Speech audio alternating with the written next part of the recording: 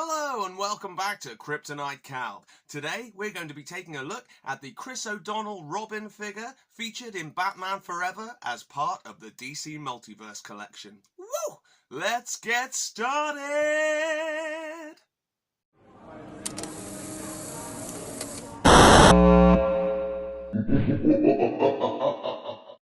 I absolutely love Batman Forever. I was 7 when it was released in theatres, and back then I had no idea that it was a more family-friendly version of Batman.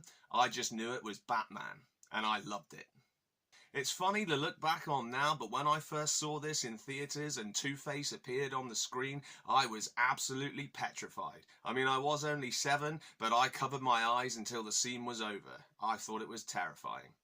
Watching it now with all of its silliness, it was funny that I found Two-Face scary, but like I say, I was 7. With Batman Returns being a little too dark in some people's opinions, Tim Burton decided to step down as director and Joel Schumacher stepped in his place.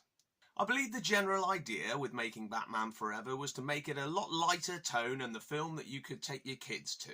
After all, Batman Returns had been deemed very dark and a lot of parents were angry due to its incredibly dark subject matter, sexual references throughout, and the Penguin's terrifying persona. Although, I love it. I do believe that there was some trouble with McDonald's, being that they had released some Batman Returns products that you could get with your meal, and this led to a lot of them being recalled after parents saw the film and realised this was not suitable for children. This then led to Batman Forever. Val Kilmer had made his name in some great movies before this, such as Willow, Top Gun, True Romance, The Doors, and many more. He was a fantastic actor and he will be greatly missed. The character of Robin was originally written into the end of Batman Returns, but Tim Burton thought that this was not a good idea and that Robin would not fit in with the darker tone of those movies. He was going to be played by Marlon Wayans, who was actually paid even though he didn't do a single day's worth of acting, and when Batman Forever was cast, they cast Chris O'Donnell, who had just been in the Al Pacino-led movie Scent of a Woman. Funnily enough, the merchandising for Batman Returns would actually have its own Robin figure. I have a friend who actually owns one of these and I've had a chance to have a look at it up close and I'm definitely after one of them for myself. The Marlon Wayans version of Robin would eventually be featured in the Batman '89 comic, along with the Billy D. Williams version of Two-Face that we'd all wanted to see. I've done some research online. I haven't had a chance to read it yet myself, but I'd definitely like to pick myself up a copy. It looks awesome. Growing up, I absolutely loved the character of Robin, and I still do now. I saw him first in the 1960s versions of Batman, where Robin was played by Burt Ward, and then again in the Batman animated series. So, when I went to see Batman Forever in the theatres, I was ecstatic to finally see Robin in a live-action movie. I personally thought Chris O'Donnell did a fantastic job of portraying Robin in Batman Forever, and I still think that his costume is the best on-screen version of a Robin suit, nipples and all. I do love the costume that Dick Grayson wears in the TV show Titans, where he's played by Brenton Thwaites, but this is the costume for me. It's sick. It was rumoured for years that Christian Bale had actually auditioned for the role of Robin, but this turned out to be false, with Bale himself stating in an interview, "I'd never go out for a bloody Robin." And what a good thing it isn't true, or else we might never have got the Dark Knight trilogy. Wah! Apparently, Chris O'Donnell did actually get a chance to drive the Batmobile. This was in the joyriding scene in the movie, but he crashed it into a curb and dented the fender. Naughty Robin! Robin's backstory in this movie is remarkably similar to the version in the Batman animated series that I grew up watching. In both versions, Dick performs death-defying feats at the circus with his family as part of the Flying Graysons. In the comic and the animated series, the Flying Graysons were sabotaged by a low-level gangster named Tony Zuko. This was done after the circus owner, Mr. Haley, had refused to pay him the protection money that he demanded. This sabotage then led the Flying Graysons to fall to their death, with Dick looking on in horror. Dick would then be taken in by Bruce Wayne, who would then train him up to be his faithful sidekick Robin. In the movie, the Flying Graysons end up falling to their death whilst trying to stop a bomb threat instigated by the villain known as Two-Face. In this movie, Dick Grayson was aged up a bit, and I always thought that was a good idea, as then you can have Batman and Robin as two adults fighting crime together, rather than a man and a boy. He is still the boy wonder, though. Woo! There is a cool little homage to the Burt Ward Robin in this movie, with Dick Grayson exclaiming, "Holy rusted metal, Batman! The ground, it's full of holes, you know? Holy!" That's a nice touch right there. The merchandising for the previous film Batman Returns couldn't even release a Danny DeVito Penguin action figure with him looking so grotesque, so I believe they just took a figure from the original Superpowers line and just repainted it and released that instead. This movie, however, had a ton of merchandising, everything from action figures, play sets, mugs, anything that you could think of, and I tried to get my hands on as much of it as I possibly could, and I still do today. I also love the poster. I find that to be one of the greatest movie posters I personally have ever seen. And I do have it framed in my stairwell. Luckily, my fiance is also a nerd, so I didn't even have to ask permission for that one. Chucked it in the frame and on the wall it went. Nice. I get a massive rush of nostalgia every time I see that poster, and it takes me right back to 1995 and the mad excitement I felt on the way to the cinema. It's awesome.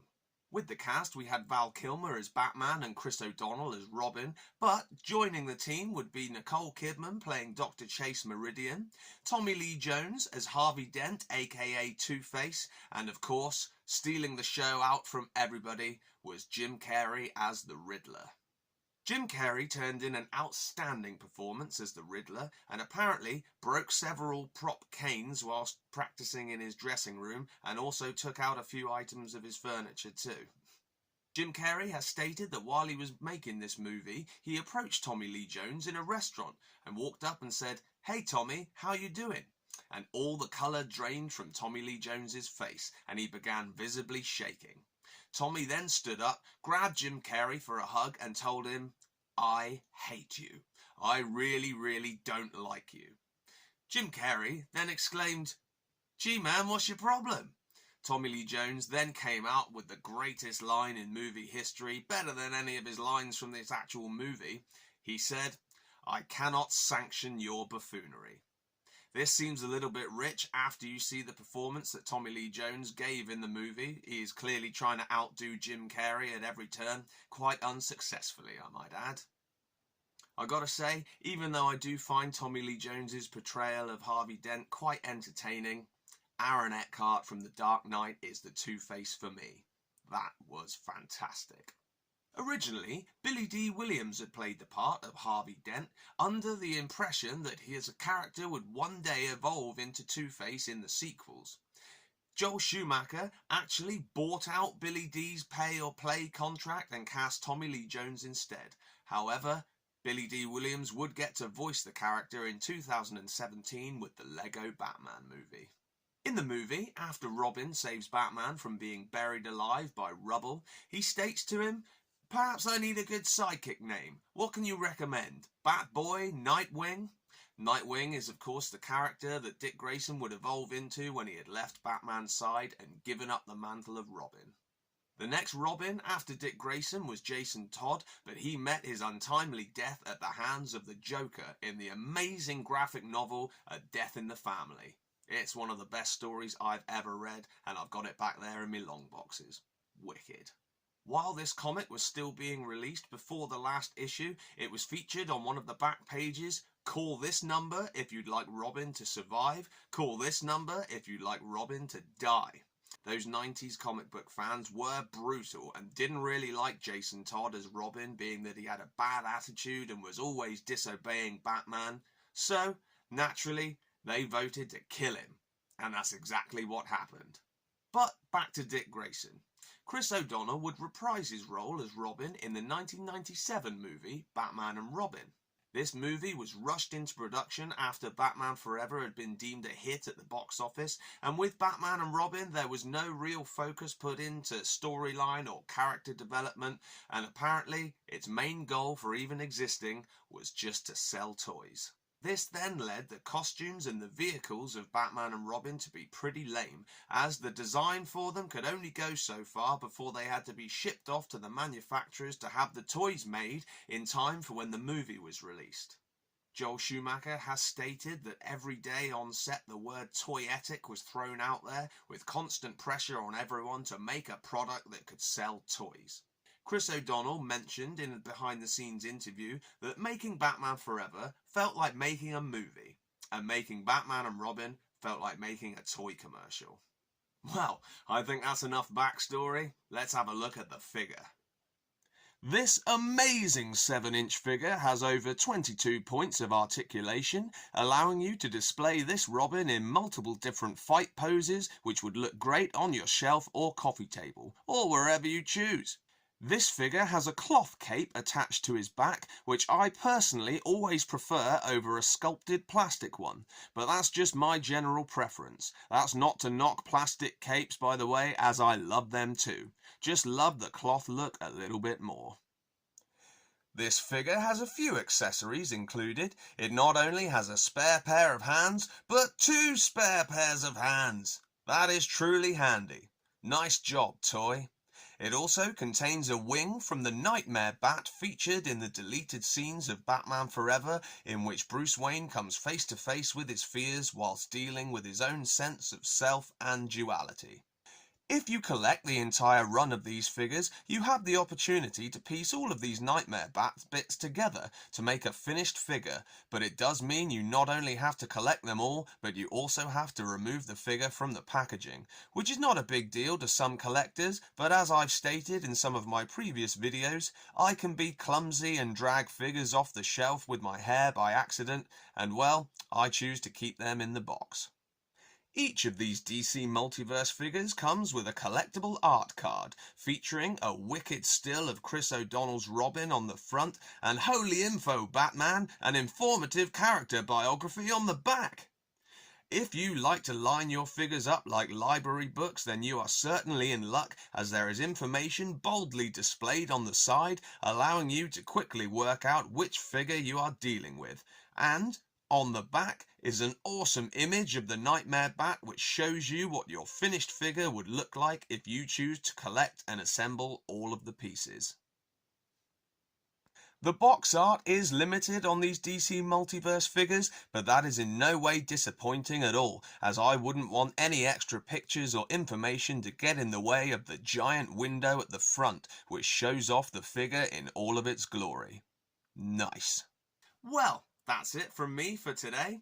Thank you very much for tuning in to Kryptonite-Calv. A slightly longer video this time, but that's only because I couldn't resist sharing all of that awesome Batman Forever trivia with you. You lovely people. If you enjoyed this video, please pretend the like button is Harvey Dent and pow whap zam it right in the teeth. It would be great for my channel, and I'll see you next time. Go, go, go, Robin! Go, go, go!